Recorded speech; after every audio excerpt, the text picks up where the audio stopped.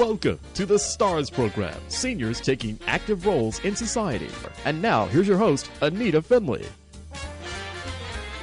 Okay, I'm on, huh? I'm always on.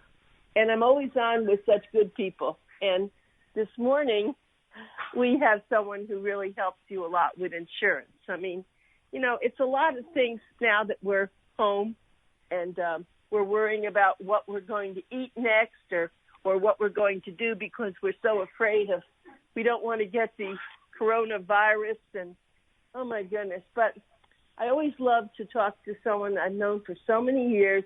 He's been a very big part of my life, my husband's life, and that's Jon Ahlbum. And Jon it's AHLBUM, by the way. It's not like, so I have to just specify.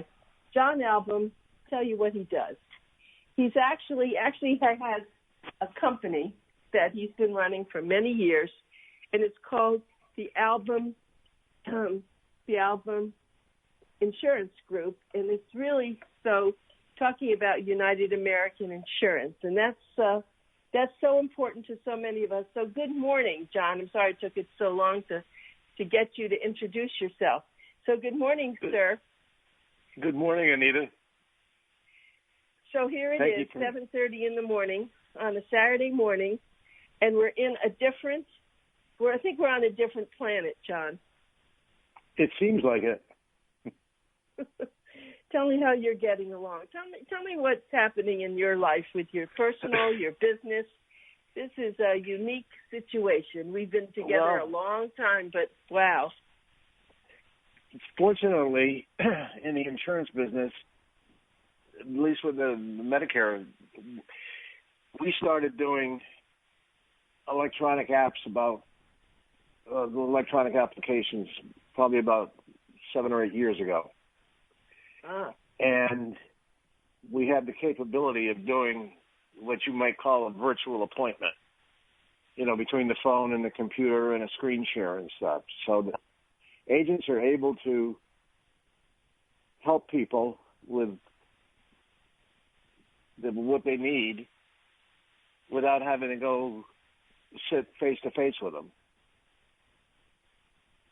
And now wait, are they face to face on FaceTime, or do they ever see one another?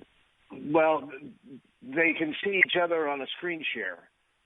Yeah, that's what I mean. How does that work? And then in time, when all of this is over,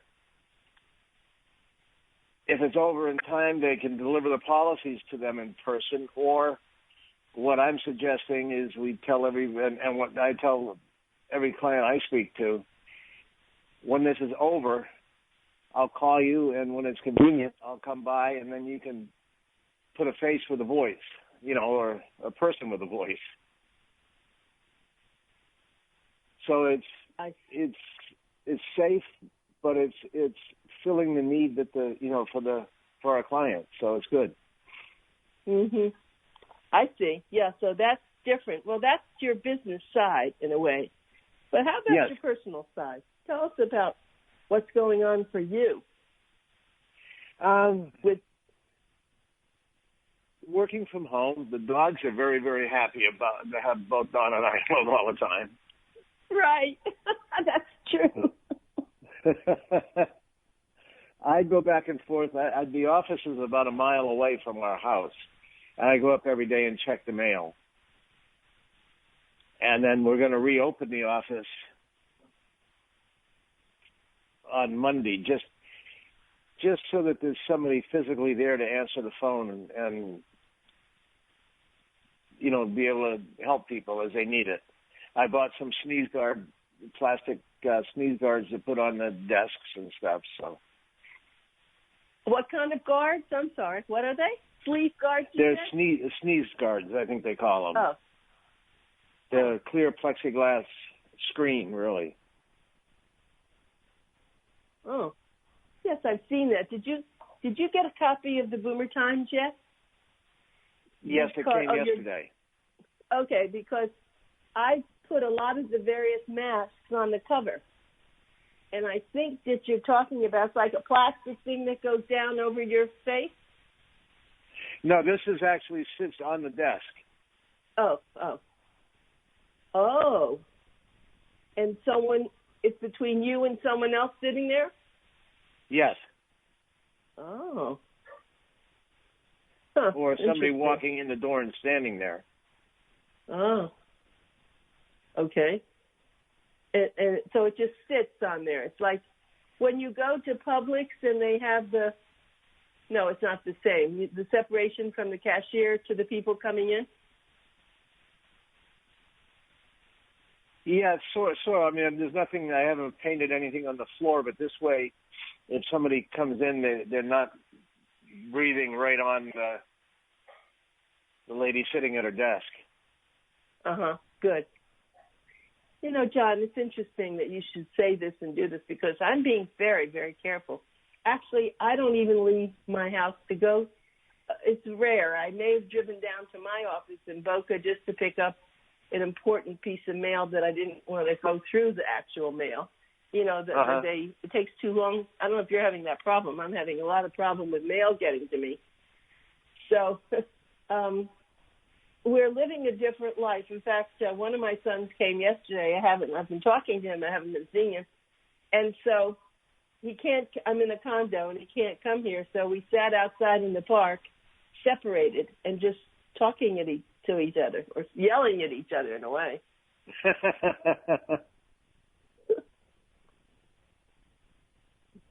Yeah, it is a whole different ballgame right now. I actually was laughing and talked about the dog because my dog, he's doing quite well actually, but if I get near that front door, he runs there, and he usually doesn't do that. He wants to go. He doesn't want me to leave him. He's not used to this anymore. Right. Yeah, they are going to be very upset, I think, when it's all over. Right. Well, I know you have a family, so tell me what the family are. They taking as much precaution as you and your wife? Yes. My older daughter is a elementary school teacher, so she's doing online teaching with her class every day. And she has her two girls at home with her that she's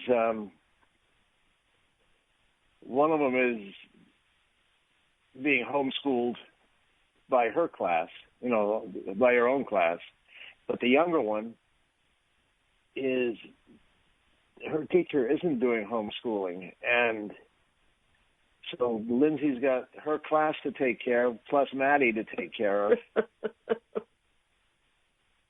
Wow. And I asked her yesterday how she was doing, and she said, I'm keeping my sanity. I'm doing okay. Right, yep. Well, it's interesting because my grandson's in Michigan and outside of Detroit, and they have about, 15 kids. He's in third grade. He teaches third grade. And it's not easy because a lot of the parents, well, first of all, a lot of them don't have the computers, so he can only do it with the ones that have the computers. He tries to talk to them, but see, I think we've been talking about ourselves, but I'm wondering what's in the children's minds. Do you have any idea? Have you spoken to your grandchildren about this? Not really. They know that, something isn't right, but they, the kids seem to have adapted better than the grown-ups, but. Yeah, right. One of the things that I think is really neat is the caravans or the drive-bys or whatever you want to call it. Two of our granddaughters had birthdays in mid-April, and they both had long caravans of family and friends coming by with signs in the cars and happy birthday and balloons and everything. Oh, my goodness, that's fantastic. And then my daughter... They honk the horns? They honk the horns in and they... Uh-huh. And then my daughter was asked to come out to school one day by the principal. Said she needed to give her some stuff for her home deal, and what it was all the parents in her class had set up a drive-by with their children in the cars and signs saying that we miss you and we wish you were back in your class. And she said she didn't think she had any tears left after that she cried so hard. Oh, my goodness. Now, that's a beautiful story. Wow. That is lovely, John. Well, I'll just tell you one thing, and then I want to move to your business and what we can do to get more people to understand why your company and United American is so good. After you, I have the shout out that I do for 15 minutes to see if anybody has anything to say about a lot of things. And there's, we have had some people calling in, but after that, at 8:15, one of my granddaughters in Miami, they're triplets, but this is one of them. She said she would like to call in, and she would like to talk from a student's standpoint of what it's like to be schooled, because they're on Zoom, and there are three of them, so they're all in different rooms, and they're being schooled by the teacher on Zoom. And I thought that's going to be very interesting, isn't it, from a child's standpoint? Yes, well, she's 14. For sure. She's 14, but what? Yeah, that's what my daughter is using Zoom also. Right. Are you using Zoom? Let's get back to your business again now. Are you talking to anybody in any of your clients on Zoom? No. We've got what they call a secure screen share, so that when we do the application and that, it's just shared with them. It can't be hacked into. I see. And that, it just, I guess Zoom would work. We could start the appointment with Zoom, because that's face-to-face kind of stuff, and then go to the screen share. Mm-hmm. Okay, well, let's then talk about it. If someone said to you, why should I get insurance from you and pay for it every month when I can get into one of these HMOs and not pay? So what would your answer be? The thing is, it's basically you get what you pay for. And with an HMO or a PPO, you don't get the freedom of choice. You have to go to specific doctors, specific hospitals. You have to go to their facilities, their network. And they also, some of the plans don't follow they don't have to follow all of the regular Medicare provisions, so that with a supplement, a person has, like you and I, we have the freedom of choice to go to any doctor that we want to see, any specialist, and any facility anywhere in the United States. There's no networks, there's no geographical limits or anything else. And yes, there's a premium, but I think the care is a lot better, and the options are a lot better with a supplement than they are with one of the managed care plans. Right. And United American, how long have they been around? United American as a company was founded in 1947, right after World War II. And they've been doing Medicare since the day that Truman signed the Medicare into place. So we've been doing Medicare for over 60 years. Huh. But at that time, there wasn't anything like an HMO, was there? No, they came, it's funny, when they first started, they were called Medicare HMOs. Then they branched into the PPO stuff, and then they just about went away and around the 1999 to 2000 area. And then all of a sudden they came back in a major way. But some people need them because of the fact that they don't have to pay a premium. But I just like the fact that if I was diagnosed with something, say cancer, and I needed to go to one of the big cancer hospitals, maybe MD Anderson or something in Texas, I could go with a supplement. On an Advantage plan, you can't because they don't accept any of them. That's a very, very good point. I don't think I heard that before, or I wasn't listening before. That's really something. So if you go to one of those places because you want to go either to any of those big cancer hospitals all over the country, with your insurance, they will take care of you. You have to go there, but then there's a doctor there, and everybody accepts the United American? Yes. Oh, well, that's a very good selling point, isn't it? It's a terrific point. Have you had people that do that? Yes, unfortunately, we have had people that had to go to Anderson or one of the other Sloan Kettering or places like that. But with a supplement, they can get the care and they can get the chemo or the operation or whatever they need, and they're in good shape. I mean, I think they're better served with a supplement, especially when it's something serious like that, than it is on an Advantage plan. Mhm. Well, that's something. Well, let me just tell you who my guest is. Jon Ahlbum, AHLBUM, with the Ahlbum Insurance Company. That's who he is. He founded this, and he actually is now a family company. He started out with just being himself and his representatives, but now he has his wife, his son, and they're all part of it. I guess it's nice because you are all together. This wasn't always your world. What did your son do before he joined your organization? He was actually in college. Oh, I see.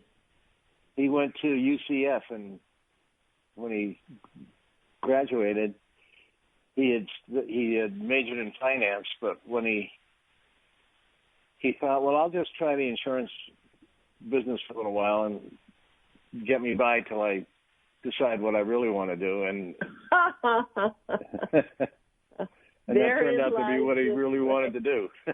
Yeah, well, of course, I know you have a great relationship with him, and it's so nice to have a father-son. And then when you decide, that you want to do something else or wherever, then your son will apparently take over the business, which is always very nice for fathers to have sons. But you also have your wife doing this, too. So yes. Did she feel left out? She was an administrator at a private school and left that and just started coming in the office just kind of to see what was going on, I think, and said, I should get my license. I could do this. And she did, and she's done very, very well. What does it take to get a license? Is that very hard? It's a 40-hour class that you can actually do some online or live, depending on whether you want to do it online or whether you want to go to a actual classroom setting. And then there's a 2-hour, I think it's 2 or 3 hour written exam that you have to take. And then every 2 years you have to do continuing education. It's 20 to 25 hours over that period to maintain your license. Okay. Let me give everybody a phone number because I want you to have this. Remember, this is Pencil Talk Radio, and we always like to give you phone numbers. We like to give you names. So we'll start off with names. It's John, Jon, Ahlbum, AHLBUM. And their website is AHLBUMGroup.com. It's the same way you spell it, AHLBUM group.com. And then the phone number, remember, get your pencils out, 877-970-4760. Again, 877-970-4760. And this is a great organization. I actually have been with John Ahlbum as one of his, I guess, clients for many, many years. My husband was with United American, and he had a total of 4 hips, 2 knees. Pretty much, he was pretty well, other than the very last month of his life. But I will tell you that he never had any bills. I mean, it was absolutely amazing. And those operations are quite expensive. And he was always taken care of, and he could go to whatever doctor he found. He went up to New York first for his knee operation, didn't think that that's where he wanted to be. He came back down to Florida, found whom he thought was the best knee surgeon, went to that doctor, and had no problems. And so I can really attest to what John says, and I have been doing this for a long time, and I'm very, very happy. But not only is it a very good policy, but John Ahlbum is a very good person, and he's very kind and listens, and if something's not right, he jumps on it, and he takes care of it right away. One thing we haven't talked about, John, when you have this insurance, I do get a reduction in my medication, and I don't know how that works. I mean, the cost of medication. We have a discount plan, and there's a couple of new ones that I'm getting involved in, too, that are not connected, actually, with the Medicare Part D plan, but they are discount plans that actually do save people money without paying a premium for it. And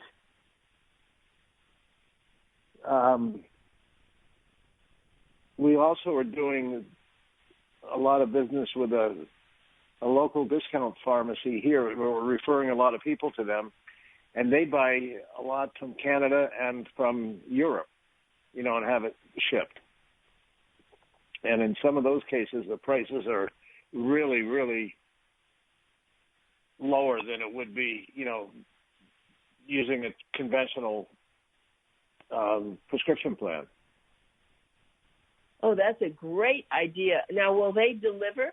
I guess it has to be in their area. Yeah, they have it shipped. Oh, they have it shipped to you. So I see. Yes, I know about those kind of companies because we've had some of them advertising with us. So, you ought to let me know who that is, and then maybe we can work with them also, because that's really important. I mean, some of us, our drugs are very inexpensive, $10, $15, but then there are people, $350, $400, $500 a month, and they can't pay that. I mean, they can, but yeah, it's amazing some of the difference in prices that they can find for people. Like you say, a $500 normal bill here, and they're getting it for under $100. Yeah, that's another whole conversation. We don't want to go there, but you're right. And you see, I know as their insurance person, you listen and you try to come up with resolution and answers. I know that about you, and that's really important, John. Yeah, that's why I love this job, because it's this business, or whatever you want to say, because I spend more time helping people, or feel like I'm helping people, than I'm being, than being a salesperson or something. Yeah. At the end of the day, you feel good. Yeah, right. I'm sure you do. do you have, and I know I don't want to pull this on you so quickly, but is there a story that is in your mind? We could end the show with something really spectacular that happened because somebody had United American Insurance, and or that they said to you, or something that stands out that would be really very heroic. We need heroic things in this time of our life, John.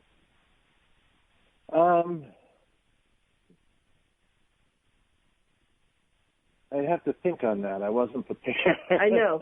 No, I know. I didn't mean to pull that on you, but it's funny that there are all kinds of stories, and people ask me, well, in your life, what's happened that's really made such an impact? And I always tell them about this woman who I volunteered when I lived in Minneapolis. Bill and I first moved from Florida. We moved to Minneapolis, and he was running this big company, and I wanted to volunteer. So I went to this hospital, and there was a woman in an iron lung. She had been there since she was 9. She's now 30, and she was amazing how she could move her head all around, couldn't move her body or anything, but she painted with a stick in her mouth. She typed. So people ask me, and that's my answer always, that this woman named Darlene Morse was one of the most important people in my life. And even when I get things happening that aren't so pleasant, I think about her. So that's what I was thinking. Is there something that comes to mind that you could reflect on that really made a difference in your life? I think some of the clients I've met, I've got a good friend and client in Miami who started. He was a doctor and developed some problems, and he was under 65 actually on a disability Medicare plan. And then when he turned 65, he went on to a regular supplement, and he had to have a double lung transplant. Huh? Kidding. They did it at Duke University. And I never had known that you could have a lung transplant until he had that done. But he was, he stayed in touch. We made sure that all his claims and everything were taken care of. And he's back working again. So he survived and he's working, and he has 2 different people's lungs. Yep. That's a story, John. Glad you came up with that one. I never heard that either. Double lung transplant. Wow. Well, we have so much to be thankful for, John. We hear a lot of other stories, and you've been just such a great friend and such a, important person in my life and my husband's life and people's lives who I've recommended. So I'm certainly happy that you're doing well, and that you're being mindful of what we're supposed to do. I see people without masks getting, not being separated, and I think they're crazy to do that. I just think that they're taking a chance. I think their life is not good. So, John, thank you very much. We've run out of time, and you're just so wonderful to be on our show this morning. And be safe, and we'll talk again. Thank you so much for having me. Yes, John, it's always a pleasure.